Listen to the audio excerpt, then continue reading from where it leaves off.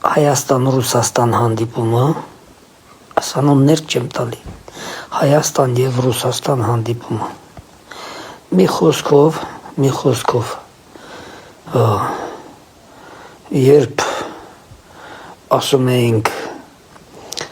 Ղարաբաղից բոլոր հայերին հանելու էին, անենց մեր ասած խոսքերին շատ բանի տիղտնող չկար։ Հիմա այս Հայաստան-Ռուսաստան հանդիպումից հետո ես եկա մի եզրակացության, այսինքն մեր ղեկավարին պարզ ասեցին, եթե մենք ինչ ցանկանանք Հայաստանում անենք, դուք թույլ չտաք, մենք մեր ուզածը անենք, ուրեմն Ռուսաստանում ձեր հայերին լավ օրեր չի սպասում։ Ես էդ հասկացա, որ մեր երկրի ղեկավարին ստիպում են, որ փաստացի իշխանությունը հանձնի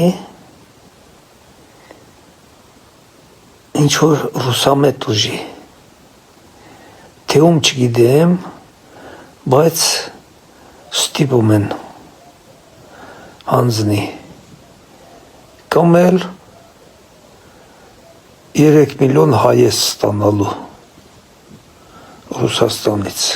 Ես էդ հասկացա, ուրիշ ոչ մի բան։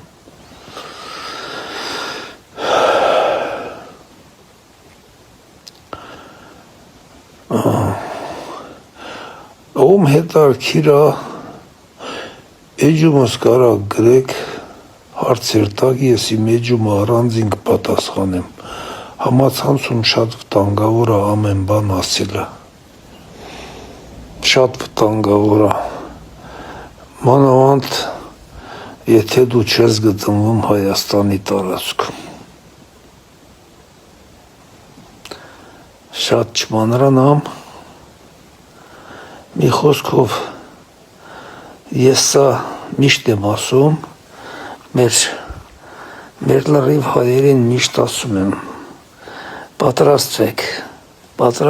որ մեզ ստեղից քշելու են, մարդիկ չեն հավատում, բայց հիմա արդեն ամենավերևին, ամենաբարձր մակարդակով պարզ ասում են, այդ պարզ ասելուն էլ եթե չհավատակ, դե դա արդեն ձեր գործն է, ժողովուրդ ջան, լավ եղեք։